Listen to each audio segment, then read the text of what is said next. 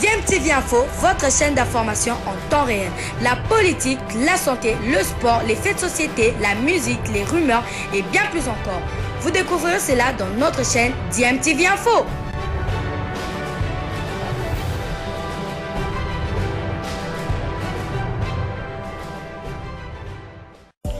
Vous êtes sur DMTV, bonjour ou bonsoir, tout dépend de l'heure à laquelle vous nous suivez. Tout plaisir est pour nous de vous retrouver, mais surtout de savoir que vous êtes nombreux en train de suivre votre chaîne YouTube DMTV. DMTV qui vous propose l'actualité, vous propose également des analyses et des réflexions sur des sujets d'actualité, sur des faits sociaux, tout simplement sur des réalités que nous observons ici chez nous en République démocratique du Congo.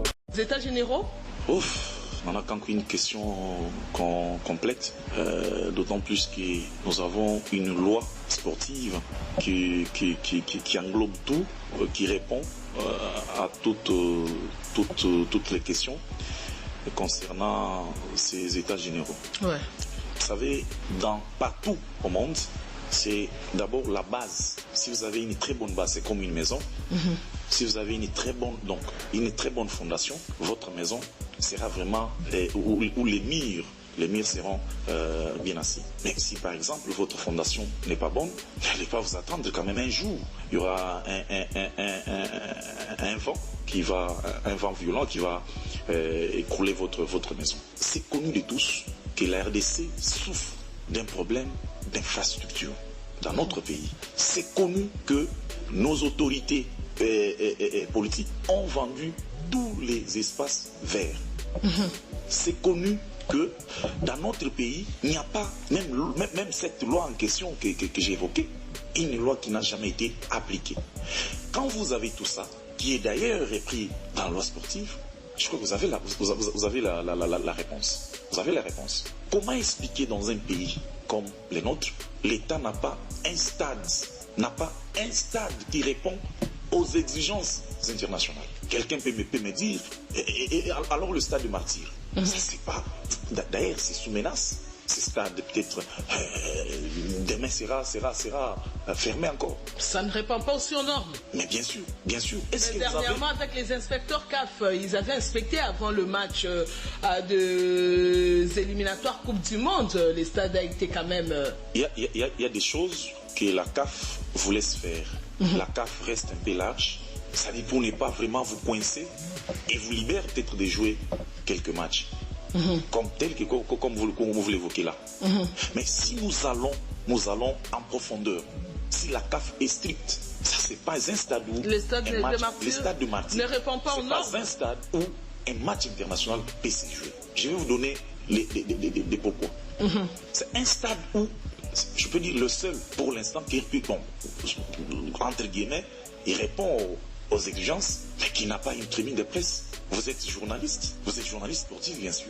Mais quand vous allez au stade, votre travail vous le faites où? C'est parmi les conditions que la CAF exige. Si vous avez un stade qui n'a pas, regardez même les toilettes. Ce stade de Martyr là. Il y a un jour, je cite même les noms, le jour de un match d'Arena Foot qui se joue, Kabang ou le Dark.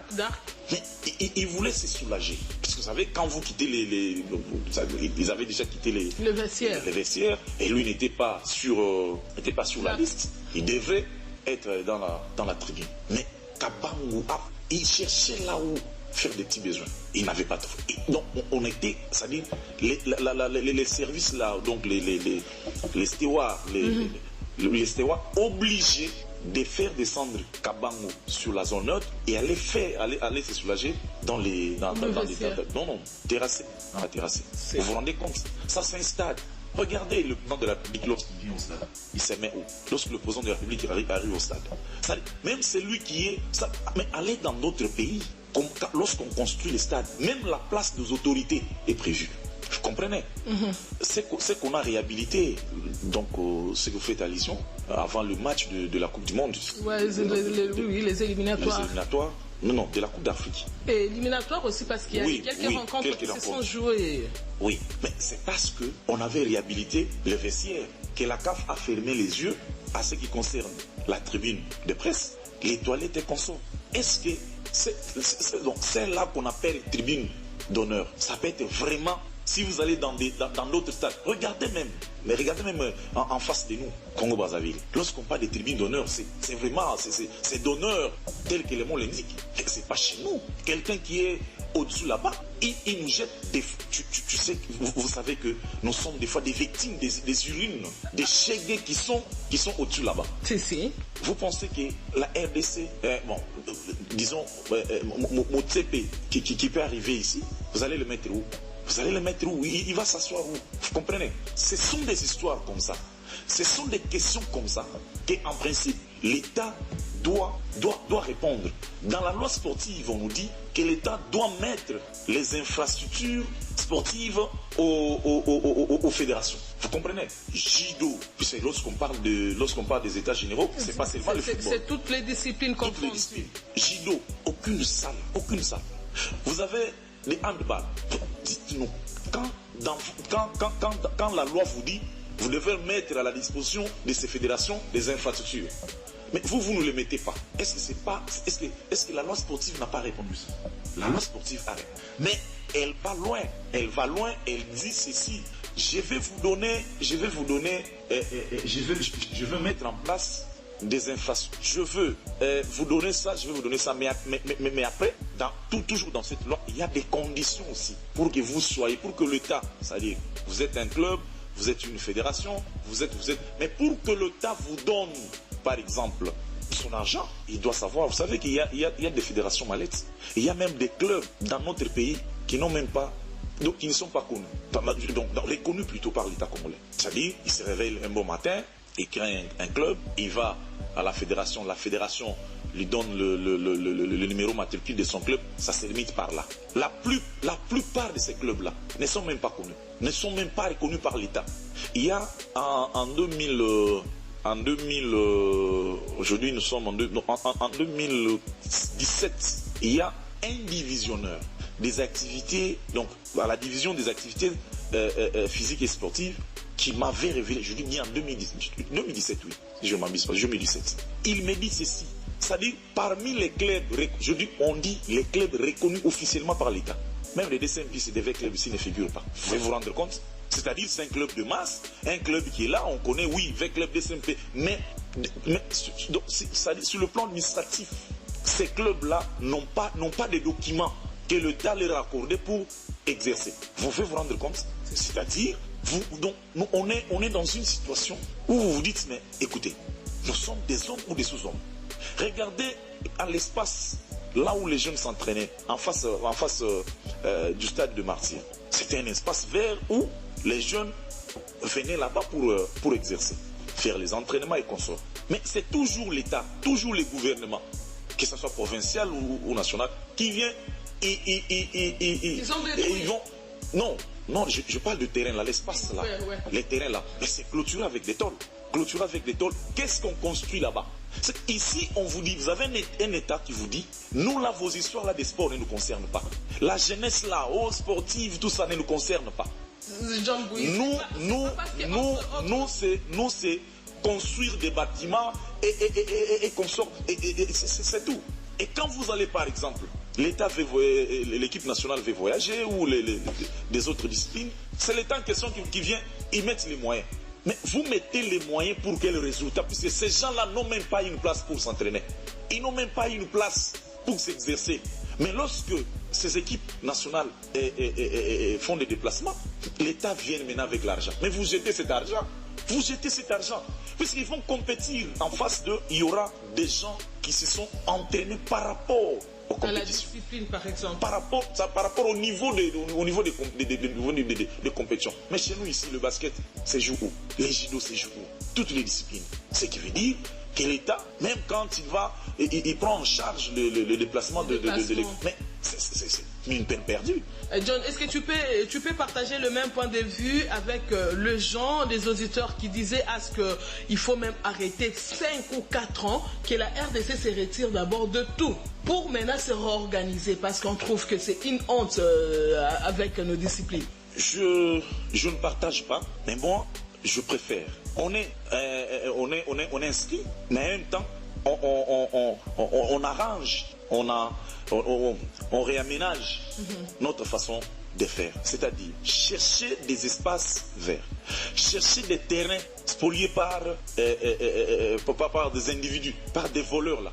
Vous détruisez toutes ces maisons-là. Regardez, Nana Kanko, si vous allez du côté de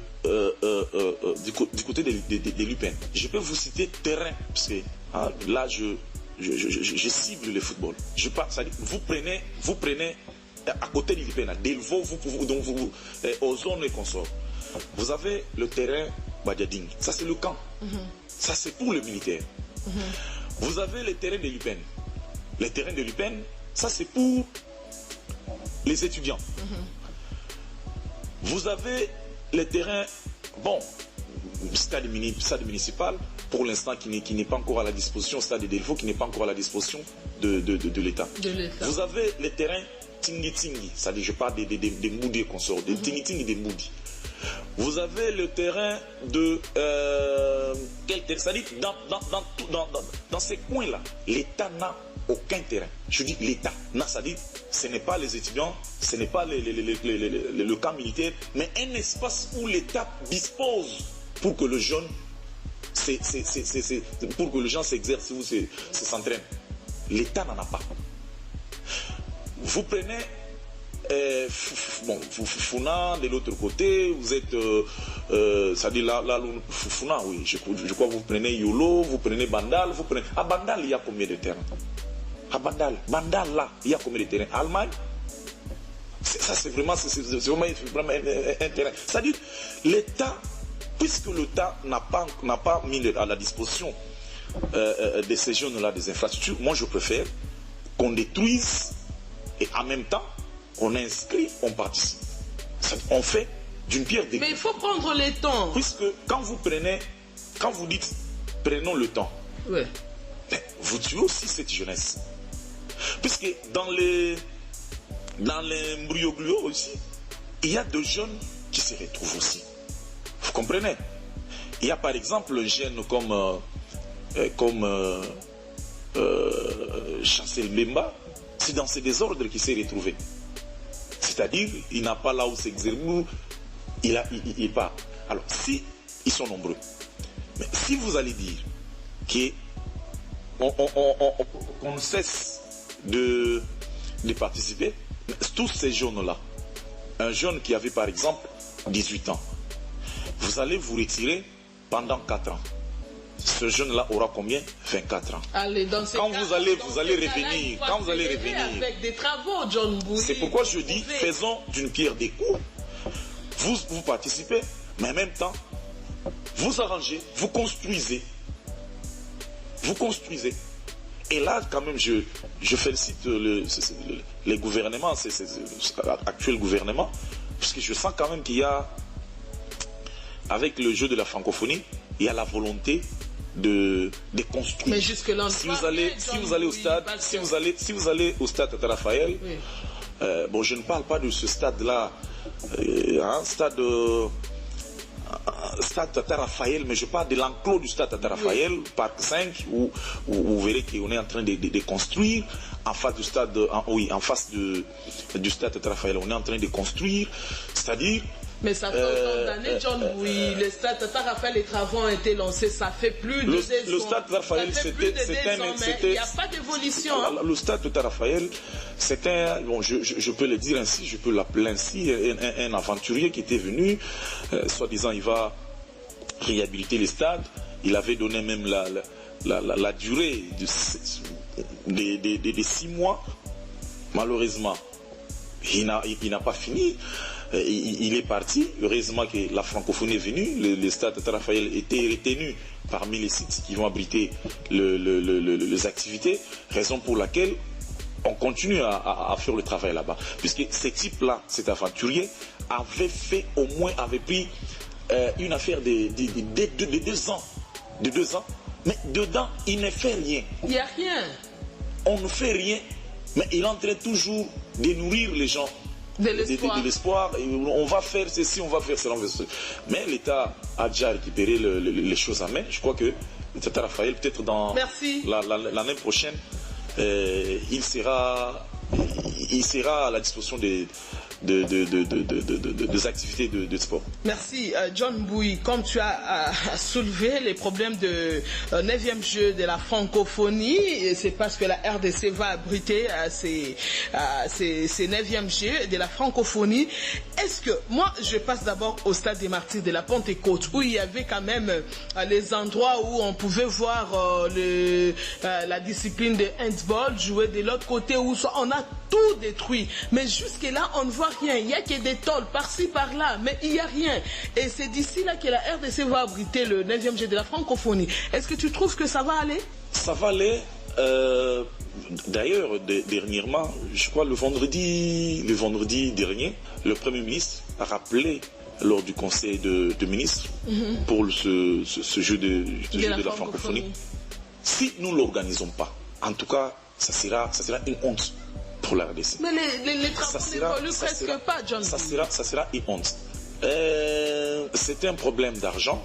Vous savez, quand une entreprise sollicite un marché, il doit d'abord, vous savez, si on lui donne ces marchés, l'entreprise qui veut construire, après appel d'offres, il gagne le marché, il va d'abord commencer à dépenser le 30% du montant alloué à la construction. C'est ce qui a été fait. Les entreprises en question avaient commencé. Malheureusement, vous le savez, nous avons un gouvernement des fois qui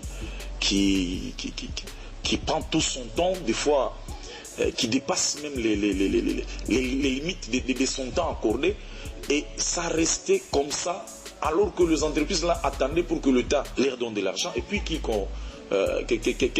commence le reste de travaux. Bon, malheureusement, l'État n'avait pas donné l'argent.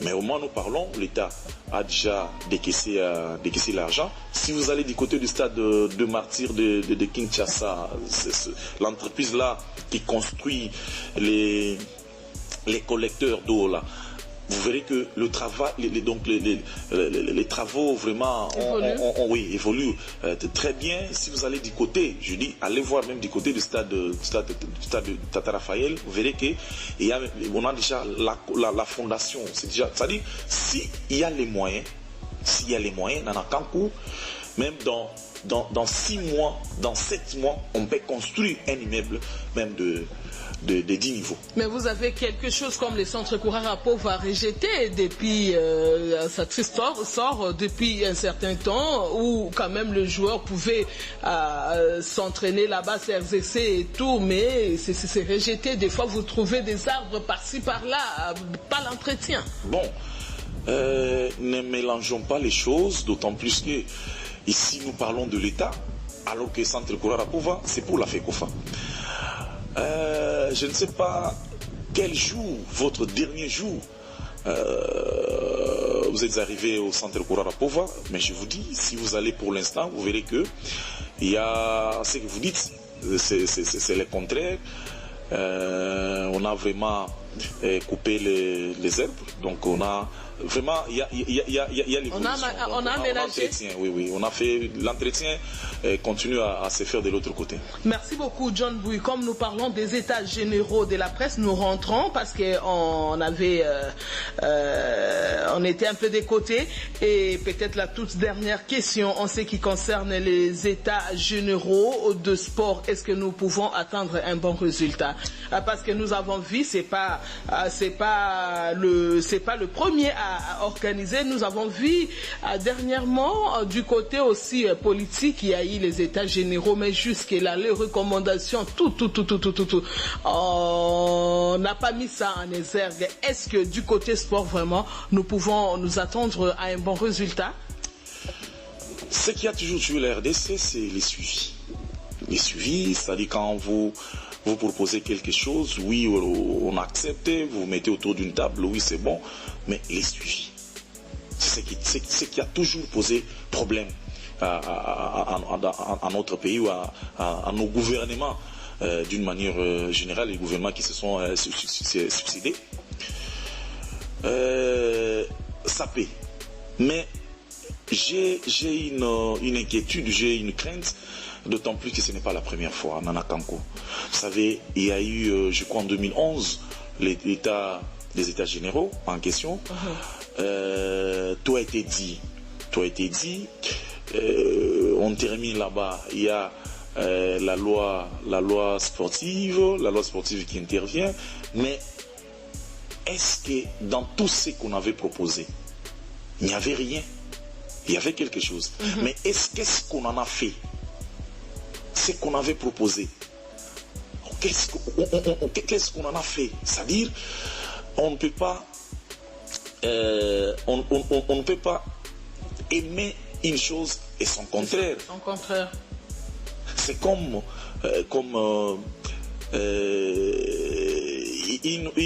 une femme qui refuse ce qu'elle revendique.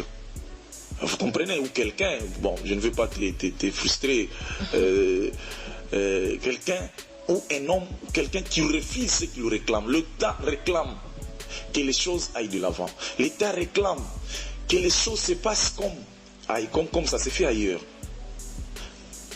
L'État fait un effort de réunir l'intelligence, fait un effort de mettre ensemble autour d'une table des têtes, qui réfléchissent bien. C'est-à-dire, le problème est là, qu'est-ce que nous pouvons faire? Mais lorsque ces têtes-là passantes proposent à l'État ce que lui-même avait réclamé, l'État prend et il met dans les tiroirs et c'est fini. C'est ce qui nous a toujours tués. Mais essayons quand même avec ces gouvernements, puisque les États généraux, il y a aussi vraiment à dire par rapport aussi au contexte. Vous savez, ça fait longtemps, en 2009, il y en a eu, en 2011, je crois, c'était la loi sportive, et il y a l'évolution avec ces États aussi généraux. Espérons que cette fois-ci, ça sera appliqué. Ça sera appliqué puisque vous avez aussi un président qui a quand même qui a l'écoute en ce qui concerne le sport dans notre pays. Merci beaucoup John Bouyi. Espérons que cette fois-ci, que tout ce qu'on va prendre comme décision, de l'autre côté, ça puisse être pratiqué au lieu de mettre ça dans les tiroirs, parce que le Congolais ont leurs yeux braqués sur ces états généraux de sport. Nous prenons directement notre deuxième sujet.